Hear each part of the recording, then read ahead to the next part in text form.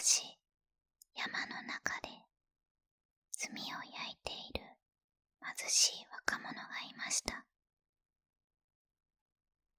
ちらちらと雪の降る寒い冬の日のことです。若者は長い間コツコツと貯めたお金で布団を買いに町へ出かけていきました。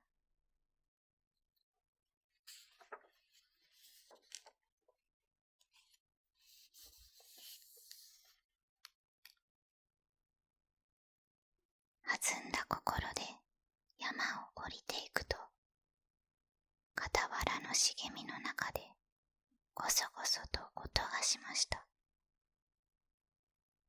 なんだろう、狐でもいるのかな。そっと様子をうかがうと、白い大きな羽が見えました。これは鶴だ。鶴が罠にかかっている。待ってて、今助けてあげるから。若者はかわいそうに思って足にかかった罠を外そうとしました。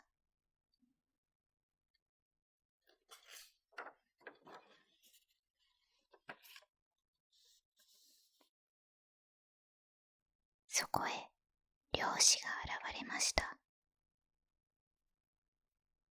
何をしている？お前はわしの獲物を横取りするつもりか。漁師は若者を睨みました。お願いだ。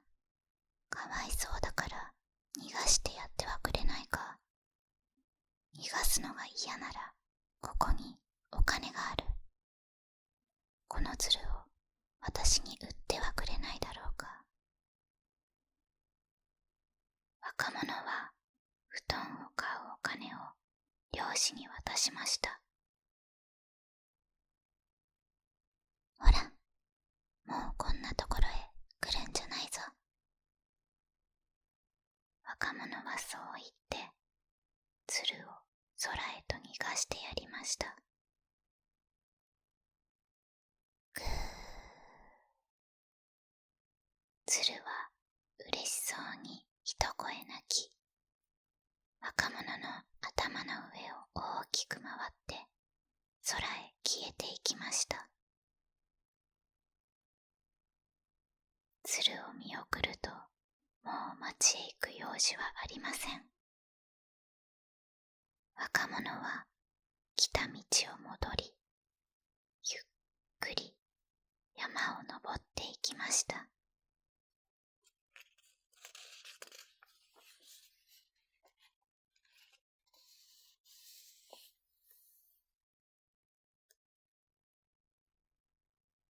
次の日の朝のことです。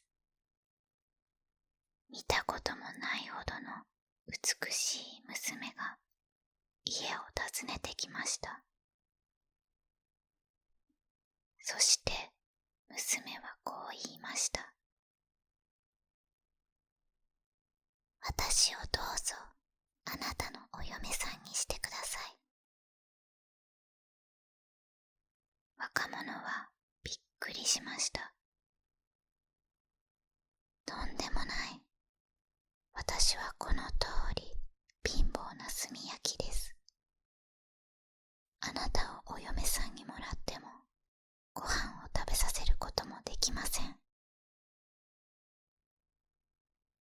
若者は断りました。しかし娘は、私をあなたのお嫁さんにしてくれたらいくら貧しくても構いません。あなたのおそばにいさせてください。と言いました。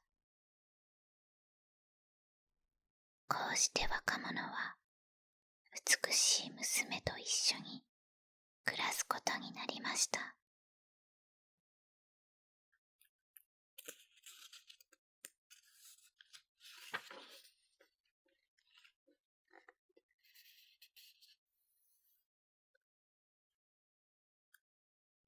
若者の暮らしはすっかり変わりました。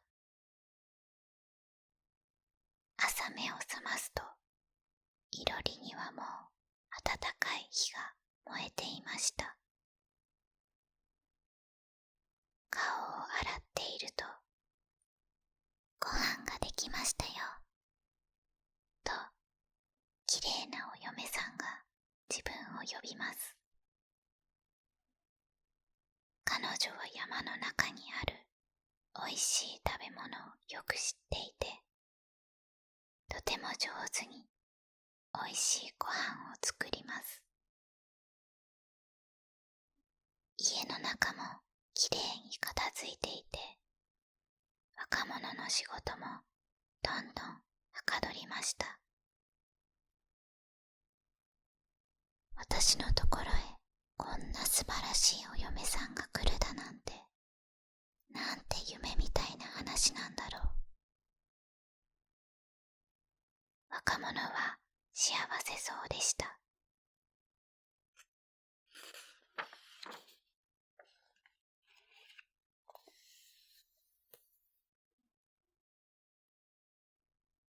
ある日のことです。裏の小屋を片付けていましたら、埃をかぶった機織りがありました。この機織りで私に旗を折らせてください。その代わり、旗を折っている間は、あなたは決して小屋の中を覗かないでください。お嫁さんはそう言って小屋の中へ入ると、戸をしっかりと閉めました。キーパッタン、キーパッタン。夜も昼も小屋の中から布を織る音が聞こえてきました。お腹は空かないのかい。少し休んでご飯を食べたらどうだろう。若者は心配をして外から声をかけました。けれども返事はありません。若者はますます心配になりました。何度も小屋の戸を開けようとしましたが、お嫁さんに言われた。決して部屋の中を覗かないでください。という言葉を思い出し、じっと我慢をしていました。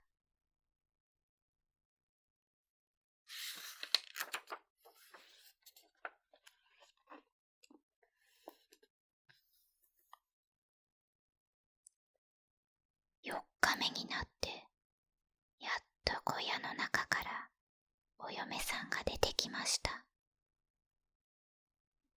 お嫁さんはすっかり痩せて、ふらふらしていました。痩せ衰えて首ばかり長く感じられます。小屋の中に織り上げた布があります。それを持って町へ売りに行ってください。きっと高い値で買ってくれます。そんなことはどうでもいい。私はお前の体が心配だ。若者が言うと、お嫁さんはにっこりと微笑みました。私のことは心配しないで。さあ、早く私の言うことを聞いてください。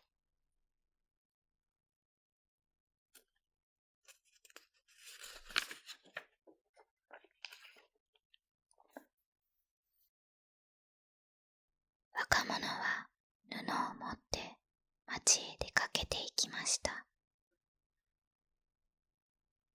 お店の主人はその布を見てびっくりししました。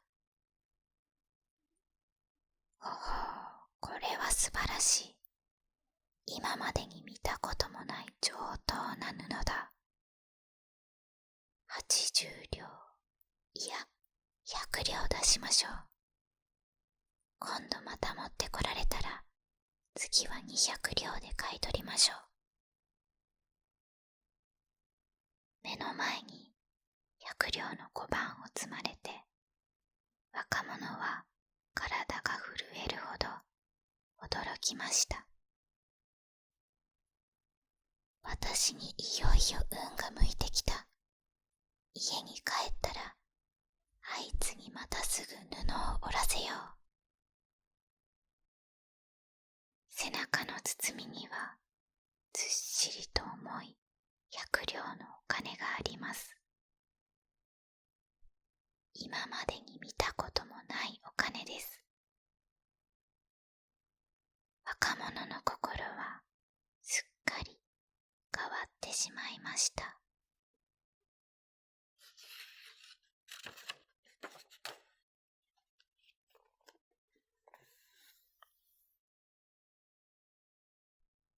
山の中の家へ戻ると、若者は目を輝かせながらお嫁さんに話をしました。もう一度だけ布を織ってくれ。そしたら二人で町へ出て立派な家を建てて、いつまでも面白おかしく暮らすんだ。私はあなたと二人でずっとこのままの暮らしがしたいです。町へなど行きたくはありません。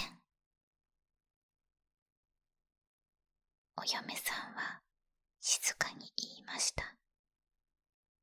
けれども若者は聞きません。それほどあなたが言うのでしたら、あと一度だけ布を織りましょう。今度も布が織り上がるまで、決して小屋の中を覗かないでください。お嫁さんはそう言って、また小屋の中へ入っていきました。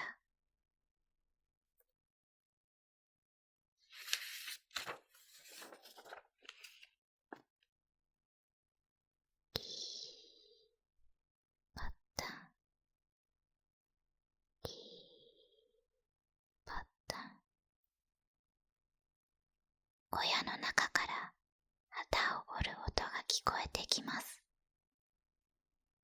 前より弱々しい音でしたが、若者にはわかりません。若者はいろりの前に寝転んで、お酒を飲みながら布ができるのを待っています。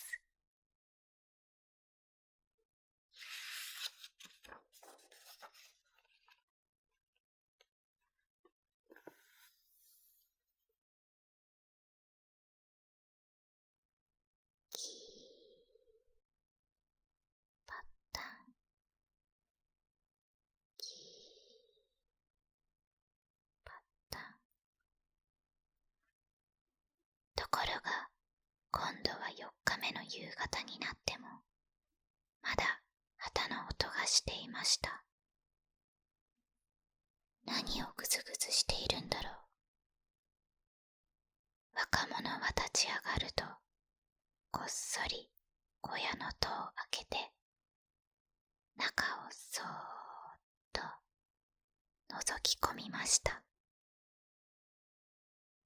これはどういうことだ。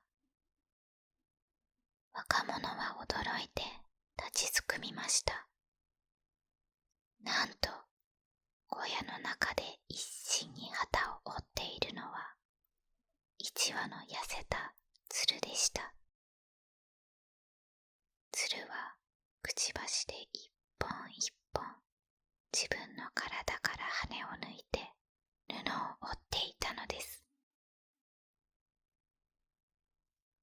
今やっと織り上がりました。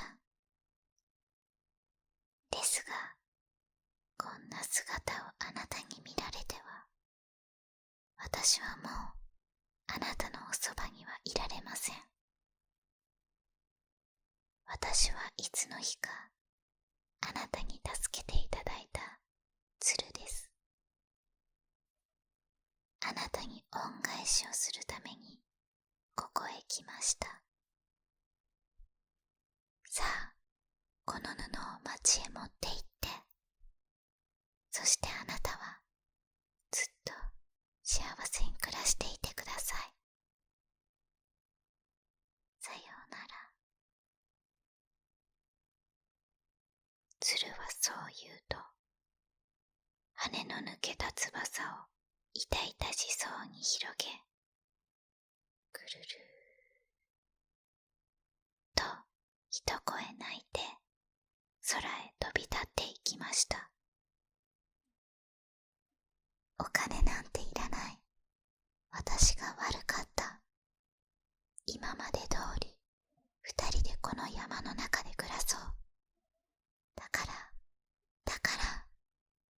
私のもとへ戻ってきておくれ。若者は泣きながらいつまでも空に向かって叫び続けました。